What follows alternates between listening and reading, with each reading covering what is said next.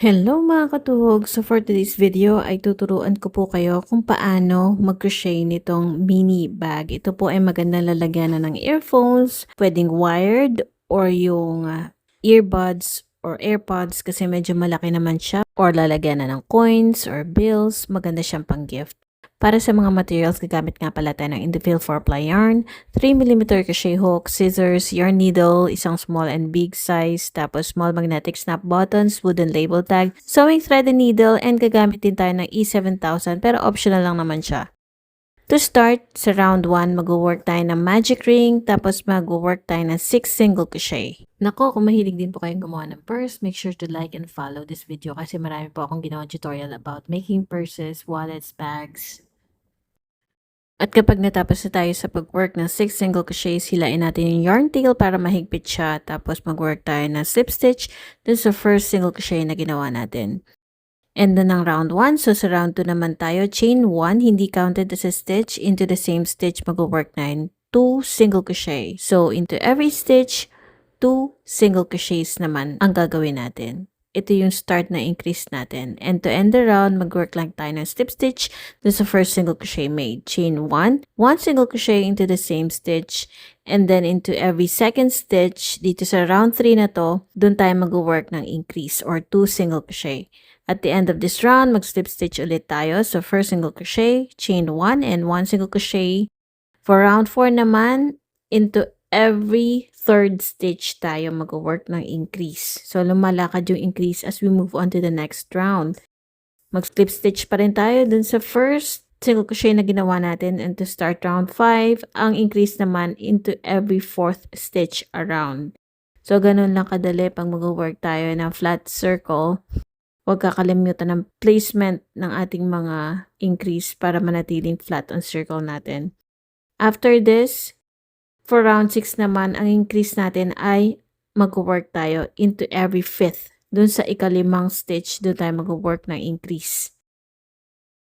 Ang pinaka-last na increase natin ay once na makakarating na tayo sa round 7. So, ito na yung final kung saan mag-work tayo ng increase. So, chain 1 as usual and 1 single crochet into the same stitch, at pagkatapos into every 6th stitch, dun tayo mag-work ng increase. Sa round 8 naman ay mag-work na tayo ng ating last, pero hindi na tayo mag-i-increase, mag-work na lang tayong 1 single crochet into every stitch around.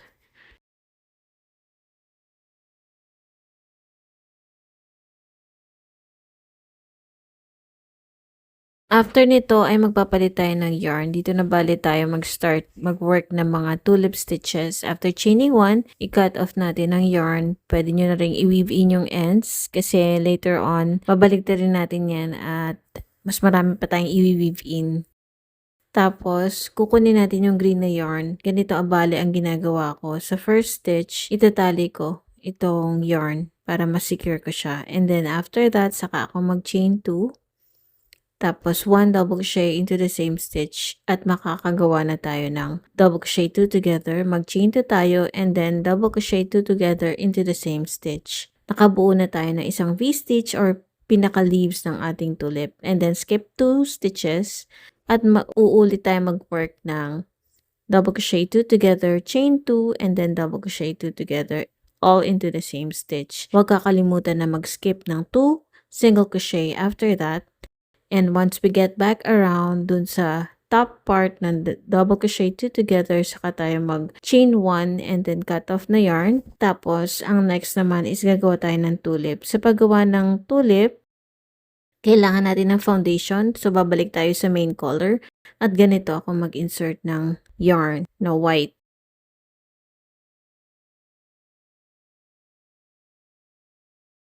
Ito naman yung foundation para sa next set of single crochets na gagawin natin after making the tulip. So, chain 3, which counts as 1 double crochet, chain 2 for the chain space, and then dun sa gitna ng V-stitches, saka tayo mag-work ng 1 double crochet, chain 2, uulitin lang natin itong pattern hanggang sa makabalik tayo.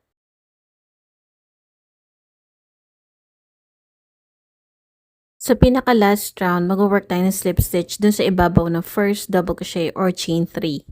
After nyan, hindi na natin ika-cut off ang yarn. Lagyan na lang natin ng stitch marker kasi babalikan natin yan after making the tulip stitches or yung flower. So, ganito ako mag-insert ng yarn. Sinisecure ko at tinatali ko ng 2 beses para hindi makalas.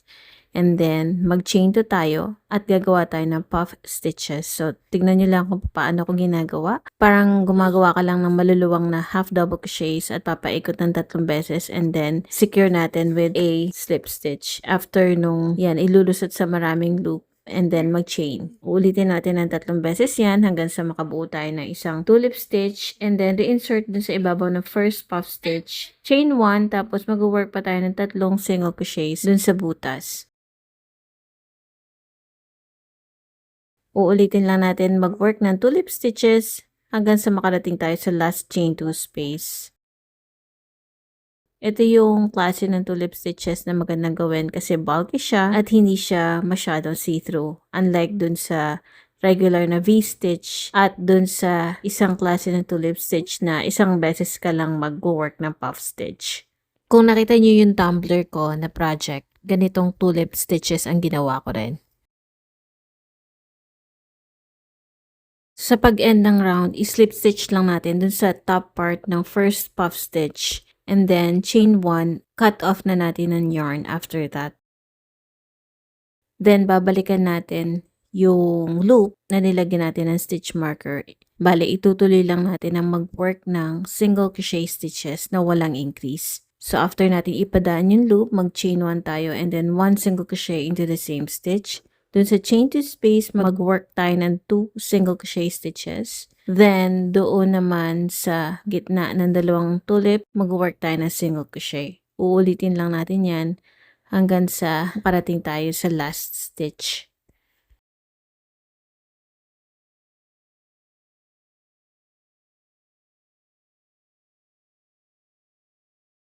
Once makarating tayo sa last stitch, doon tayo mag-work ng slip stitch doon sa first single crochet na ginawa natin. After natin nag-chain 1 single crochet dun sa 1 single crochet na yun, first single crochet of this round. Tapos, from rounds 13 to 19, ay mag-work lang tayo ng 1 single crochet into each stitch around. At this point, meron dapat tayo na 42 single crochet stitches.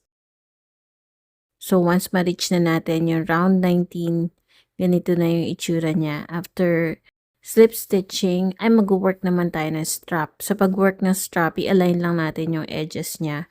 Tapos, lalagyan natin ng stitch marker yung part na mag-work tayo ng single crochet stitches. At para sa strap naman, mag-work tayo ng chain. So, bale, dulot-dulo, maglalagay ako ng tig 9 stitches. 42 ang total niya, so hindi siya same ng stitches on both sides, pero okay lang. So, after nyan, mag-chain 1 ako, and then 1 single crochet into the remaining single crochet stitches bago yung stitch marker. And after nyan, saka ako mag-chain 15. After chaining 15, after kung lumagpas sa stitch marker, i-continue ko lang mag-work ng single crochet stitches. So, nag-create na tayo ng handle dun sa unang side. Yung kabilang side naman niya, ganun din ang gagawin natin. After we reach yung bago mag-stitch marker, mag-chain 15 ulit tayo. And then, itutuloy lang natin mag-work ng single crochet stitches dun sa mga natitirang stitches na available.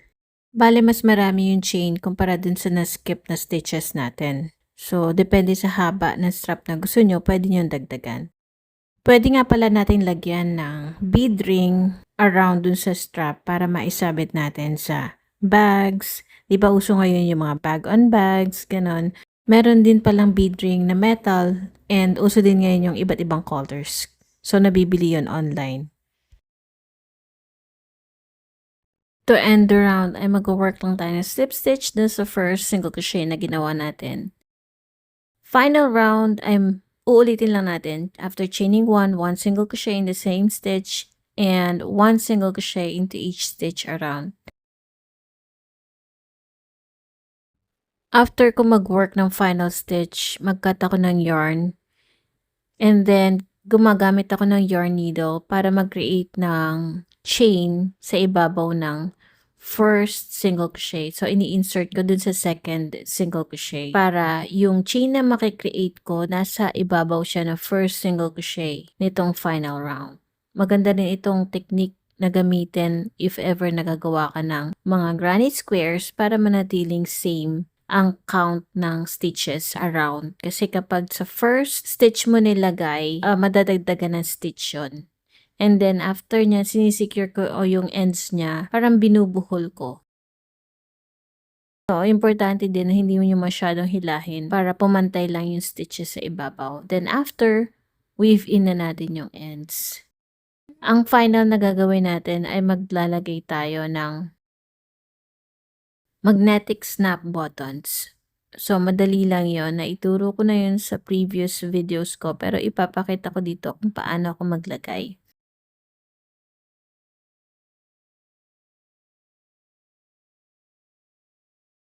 Maglalagay din nga pala ako ng wooden label tag para personalized siya. So, depende sa preference nyo, pwede rin yung maraming klase ng tag na pwedeng ilagay. And then, after natin na i-weave in yung ends, gagamit ako ng E7000 na adhesive para idikit muna kung saan ko gustong ilagay yung magnetic snap buttons. Para later on, after niyang matuyo ng konti, nakadikit na siya, hindi na siya mahirap tahiin. So, ganito na yung ginagawa ko para hindi siya dumudulas habang tinatahi ko.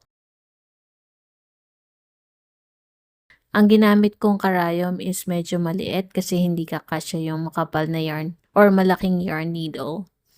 So, binabaligtad ko siya kasi mas mahirap tahiin kapag ganito kakipot. So, binabaligtad ko siya and then gumagamit ako ng yarn needle na mas maliit. Inuuna ko yung unang butas. Siguro pinapaikot ko ng 3 beses, 4, para siguradong matibay siya. And then, pinapalusot ko doon sa pangalawang butas. So, iingatan lang natin na hindi makita yung tahi sa harapan para magandang tignan. And make sure na medyo mahaba yung sinulid para kasya lang doon sa 4 na butas. And then, ilulusot ko sa kabilang butas.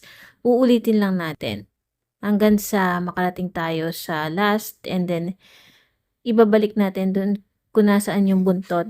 At doon natin ibubuhol ng 2 beses. Tsaka natin i-weave in yung ends. Sana po ay nakatulong ang aking video para makadagdag po, lalo na sa mga balak magbenta ng mini bag, lagay ng mga earphones, coins, bills, ganon. So, depende na rin po sa yarn na gagamitin nyo ang size na magagawa nyo. So, in my case po, Indophil 4-ply yarn siya. Pero pag mas mahal pong yarn ang gagawin nyo, sigurado po mas mahal ang presyo. Huwag kalimutang isali ang labor cost para hindi lugi. Gagamit tayo ng mas maliit na karayom at isang strand ng Indophil 4-ply na pinutol sa humigit kumulang na 10 inches ang haba. Itusok natin ang sinulid sa unang butas simula sa ibaba at siguraduhin hindi sasagad sa likod para hindi halata ang sinulid. Ipasok ang thread ng 2 beses para mas matibay ang kapit.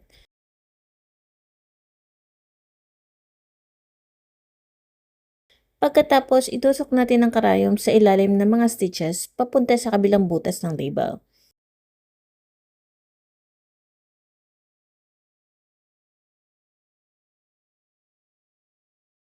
Ipasok ulit ng 2 beses tapos itusok pabalik sa unang butas kung saan nandoon ang buntot ng sinulid. Kapag magkatabi na ulit sila, itali ng 2 beses para siguradong secure at pagkatapos ay i-weave in ang ends para malinis ang finish. Siguraduhin din po na naka-like at naka-follow kayo sa page ko at sa lahat ng social medias ko para po updated kayo sa mga bagong tutorial na aking isi-share para makadagdag ng idea sa mga pambenta or sa MTOs nyo.